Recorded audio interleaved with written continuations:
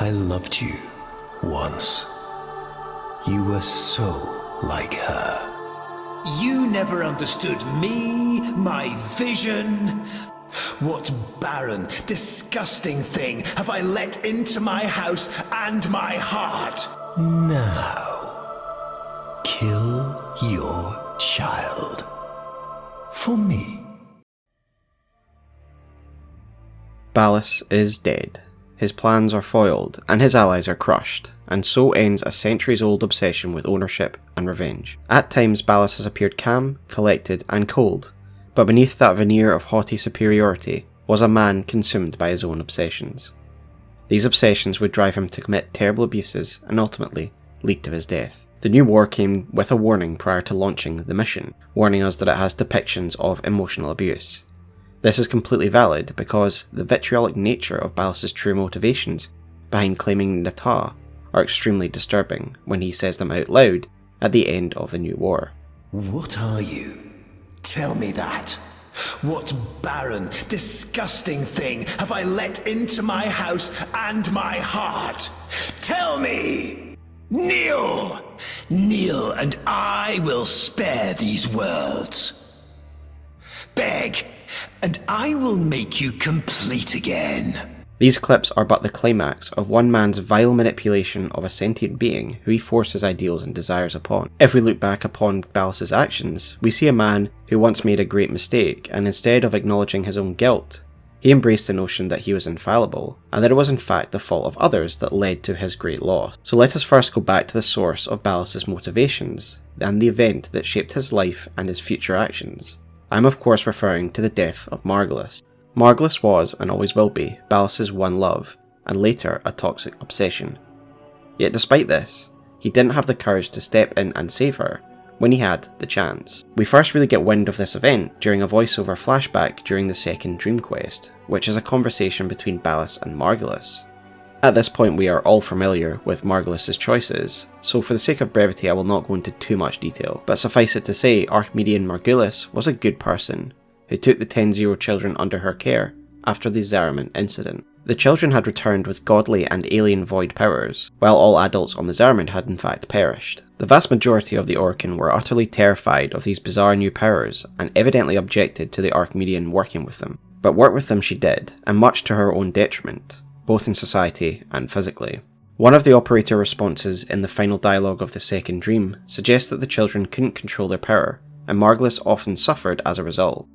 We couldn't help it, the outbursts. We hurt her, blinded her, but even then, she never abandoned us. So I think we can all agree that Margulis was a model person, steadfast and courageous. Someone who gave comfort to the children who had found themselves with terrifying new powers. Not only that, but they had lost their parents in the most horrendous of circumstances ever. The New War cinematic trailer is excellent because it gives us a visual insight into how important Margulis was to the children at this horrifying transition in their lives.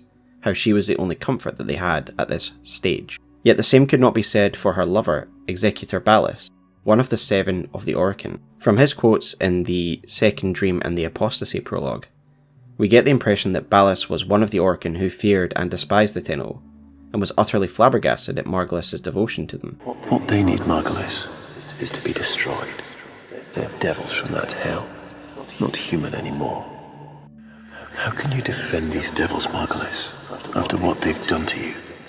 Now, looking closely at the relationship triangle between Margulis, Ballas and the Tenno, I believe we can glean some of Ballas' true feelings on this from a portion of the New War quest. I'm referring to the Veil sequence in Orvalis, where we don a veil, and the veil tries to manipulate us using Ballas' lies. The veil initially projects an image of the Lotus, but I think we should invert this story and the storyteller so that it is instead a story of Ballas telling the story of Margulis and the Tenno. Looking at it now in that vein, let us listen again to the veil's manipulations. We found you within the direction, failing, evil, void in your heart. But Ballas, he saw a lost child in need of a father. As you recovered, he noticed me less and less.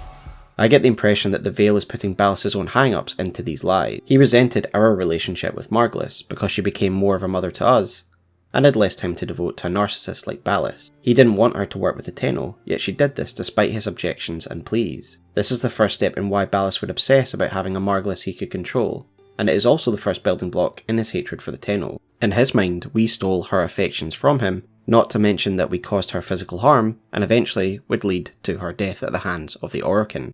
This is the birthplace of his two main obsessions that would later go on to destroy him, the obsessions being the destruction of the Tenno and the control over Margulis, both being interlinked to the other. Yet despite his purported love for her, he did not use his considerable political power to intervene and save her from her ultimate fate, and in fact stood by and even went as far as pronouncing her sentence as part of his role as an executor. 7 hands raised. For your apostasy, the judgment is death. Margulis, why? It is remarkable if we consider his level of delusion that he played no role in her death. When he speaks in this exasperated fashion, it's almost as if he believes there was nothing that he could do to save her. Obviously, Ballas' position in Orokin society was too important for him to risk to save the life of his true love. Instead of standing up for her and risking his own position, he instead begins to turn his hatred outwards instead of accepting his own role in her death. We know that he eventually settles on the Tenno as the main architects of Margulis' death, yet he also evidently harboured some resentment for his own kind, the Orokin, for having put her to death. This is why at the height of the Old War, Ballas betrays both the Tenno and the Orokin by revealing to Hun Hao the secret of the Tenno and their location within the reservoir in Lua. We know he did this to spite the Orokin and to destroy the Tenno, as he gives Margulis' death as the reason for slipping Hun Hao this information when talking to Umbra in the Sacrifice quest. Yet this had another consequence. Aside from placing the Tenno in danger, it also moved a new player into the game. And, as always playing every side at once, Ballas took advantage of this new opportunity. An opportunity that presented itself in the form of Natah. Natah was the daughter of the mighty Hun Hao, and is an extremely powerful sentient mimic in her own right, and was sent to infiltrate the Orokin Empire and destroy the Tenno. This is no doubt the direct result of Ballas slipping Hun Hao the information, and Ballas, no doubt on the lookout for Hun Hao's response to the intelligence he passed him, probably found Natah quite easily, captured her, and then reprogrammed her into the Lotus. This project, when one looks at it from isolation on the outside, is completely horrific, and that is before we take into consideration Ballas' own personal motivations for committing such a crime. Natah is a sentient being who had her own identity and own mind, and she was taken by the Orokin and had her own personality warped and her memories altered. In the opening of the ropeless boss fight, Natah reveals the transformation from her perspective. She says her light was remade by the creators, so we can assume that this was a project, while managed by Ballas, was no doubt approved and known by other executors of the Orokin. He will have sold them on the project on its obvious benefits. Having one of the sentient's most powerful beings, one of Hun Hao's children no less, to replace Margulis and direct and control the Tenno, leashing them as an effective fighting unit against the sentients under Orokin ultimate control.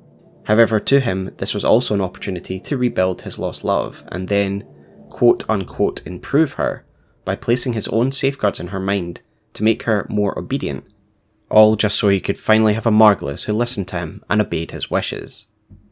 It's pretty sick when you take a moment to think about it. Ballas literally moulded a sentient being physically and mentally into a Margulis clone, his own personal replacement Margulis, that he could make dance to his tune. But not only that, he grafted this onto a being that already had its own personality and memories, forcing this ideal Margulis onto Natah, right on top of one another. This is why the Lotus is such a conflicted persona. She's essentially 3 personalities grafted into a single being. It is completely messed up, and this is all because Ballas is utterly obsessed with Margulis. And in Natah's own words in the New War, he just dreamed of a Margulis that he would be able to control. You dreamed of a Margulis you could control. This sick desire seen in his abuse of Natah in the final few scenes of the New War. Kneel! Kneel, and I will spare these worlds. Beg, and I will make you complete again. What are you? Tell me that. What barren, disgusting thing have I let into my house and my heart? Tell me! His original love for Margulis and his grief over losing her and his refusal to accept any guilt over it has turned into a sick, toxic desire to have a new Margulis in the form of Natah that bends to his every wishes. He sadistically makes her declare her love for him against her will, her own free will, and he quite clearly has the desire to see her kneel in front of him as he repeats this a number of times. Now, kneel. Finally, he uses his control over her, the hooks that he has in her mind, to try and have her kill us. Again, this is two birds with one stone. He once again gets to humiliate and control Margulis by destroying the thing that she loves, against her own will, and two, he destroys the Tenno, for whom at this point he hates above all else. His blame that he lays on us for Margulis' death, and his hatred towards us for everything else that's happened to him, has really festered into something quite extreme. In a way, he gets his desire for a time. At the final confrontation in the New War, he admits that he did love the Lotus once, not Margulis, the Lotus. I loved you once. You were so like her. Because she was like Margulis for a time. And this is no doubt when he had first broken and remoulded her during the Old War. Yet all did not work out as he had planned, because he made one fatal flaw. He forgot who Margulis really was. To once again quote the Lotus, "You dreamed of a Margulis you could control, but she chose death over you."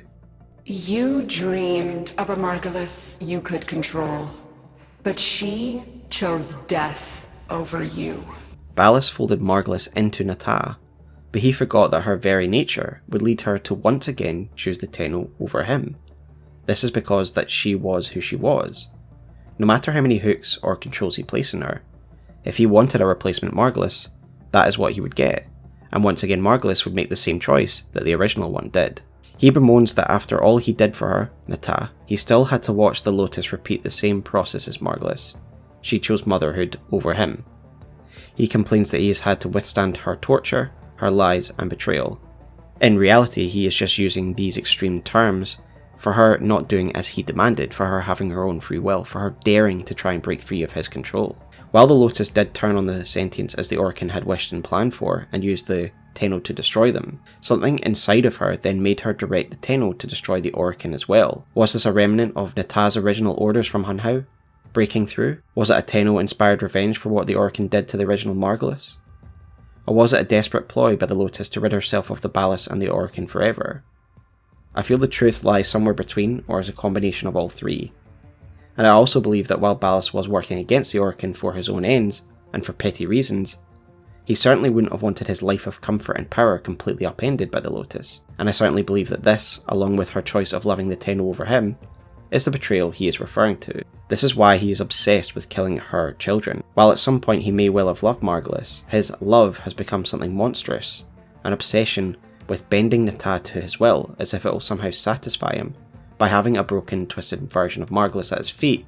By the New War's conclusion, Ballas is completely unhinged by his obsessions with Natah and the Tenno, and in a spittle-flecked rage, he stabs Natah, curses her out, and almost beheads her.